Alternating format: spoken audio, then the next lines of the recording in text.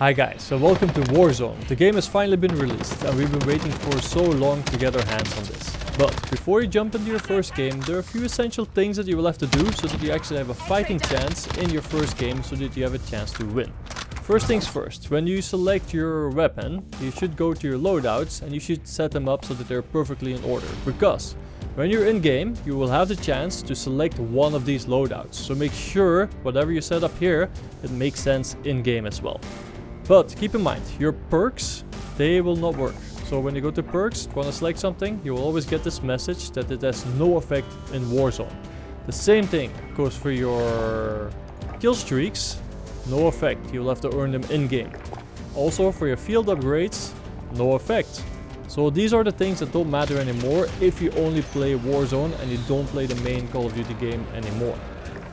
Now, once you've done this, there's a few things that you have to change in these settings. For example, in the kill streaks and vehicles, you now have a setting called use armor plate.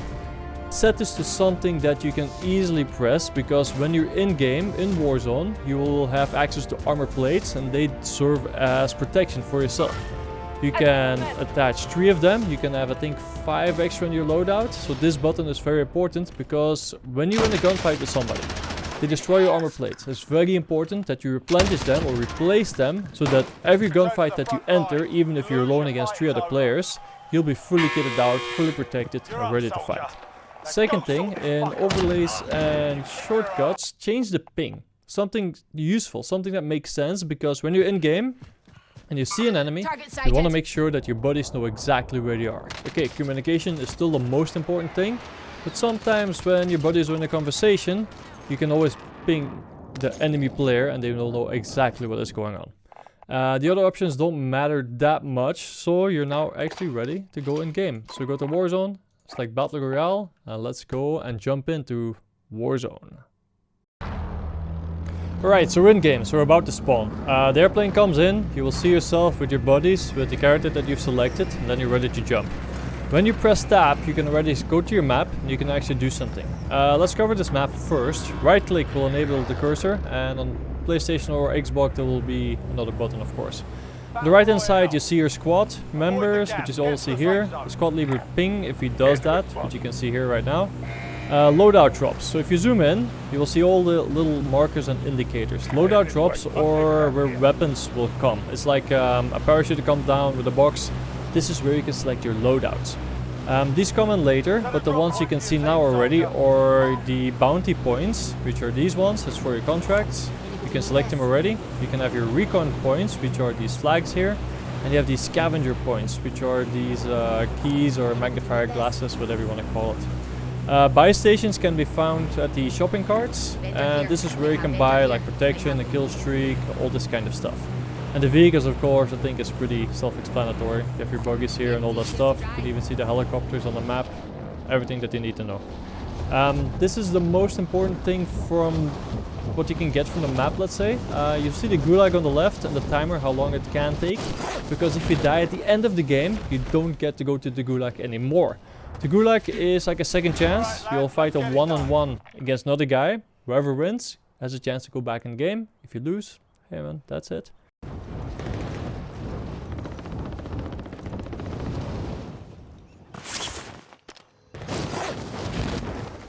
This is actually a trick to fall down faster. So you cut down your parachute at some point, you drop straight down, you open it again just before you land. Now the first thing that you should know is that you spawn with a handgun that's available to you. If you check your loadout, you will see you have 30 bullets for your handgun. Now this isn't the greatest handgun, it's just something for you to shoot at other people with, and that's it. So your first priority is to get your hands on a weapon, but before we do that, do you hear this eerie sound that you hear when I get close to this house? Like, that means there's something in here. 9 times out of 10 it is a weapons crate, so the best thing you can do is to go for that. In this case it's a supply box.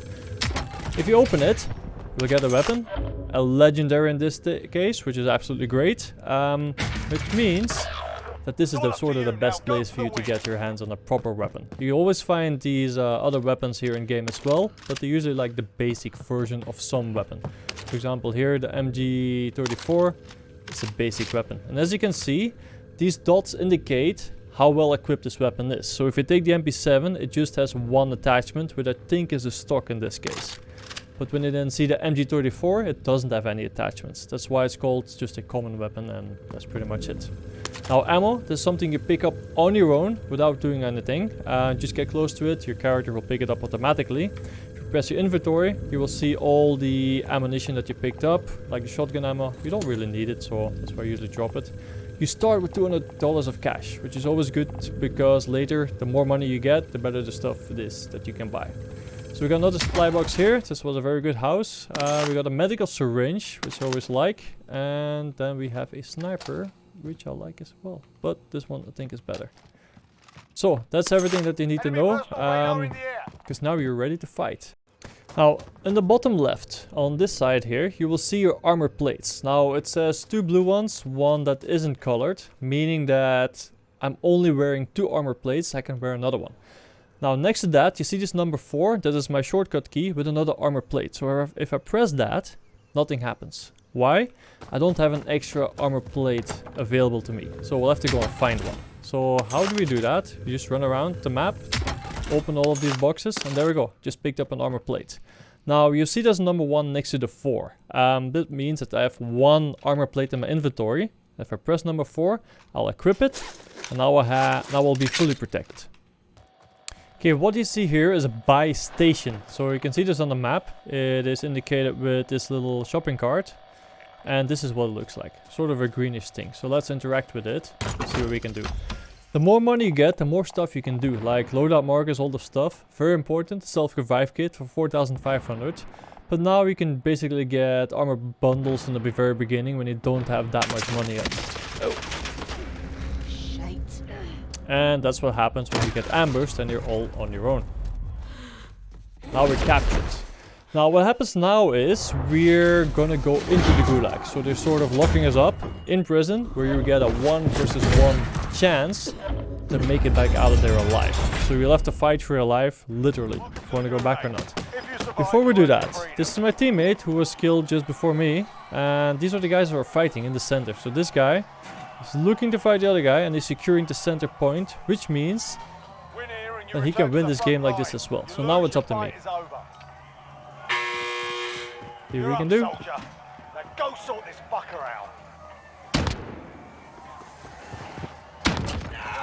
There we go. So you have a chance to capture the point in the center if the other guy hides from you, or you actually go in and kill him. And now we're back in game. So where we're gonna go? There's a zone. Where are we? Okay, this point is fine. And there we go. So you win the fight, you get a second chance. And here we go.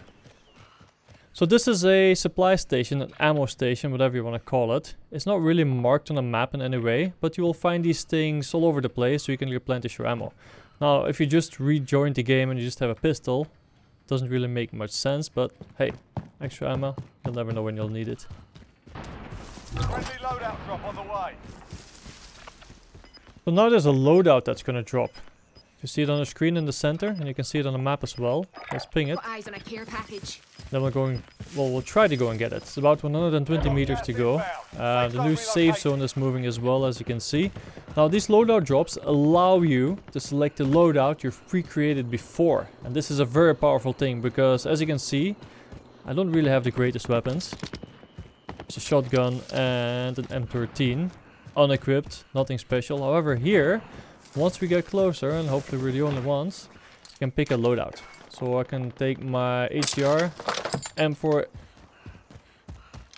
Thought I saw somebody. So my HDR and my M4A1, and it's fully equipped now. That's why it has a red surroundings on the right bottom side. Because it shows you what it can do, how many attachments it has. The color determines how good your weapon is. Now my teammate just pinged himself here, meaning he died, he lost his gulag. Now I'm actually searching for money. At the bottom left you see I'll have $4,100. Picking this up gives me $5,300. And now I can actually go revive my buddy. Because it takes about $4,500 to revive him. Sorry, I thought I heard a footsteps. So now I'm gonna run over to the buy station. I'm gonna pay to revive my teammate. So we're at the buy station now. We have enough money. If we interact with it, you can see here redeployment for Ace 4,500, which I'm now buying. And there we go. Squad mate will be redeployed. And there's Ace back again. Now this happens when he loses his fight in the Gulag. Now we have a chance to pay for his return basically. So 4,500, that's all it takes, and the guy is now back in game. And when he dies, it's actually a good moment to start watching the other players to see what they're doing, see how they're moving, all the stuff. You can swap between all the different teams, but I'm just sticking to these two guys because they killed me and they seem to know what they're doing actually. They got one guy up against them and that's it. So this guy just dropped armor plates for his buddy and he's just equipping it now, as you can see. They just share the load, the stuff we have, and they found the last guy. The 2 against 1.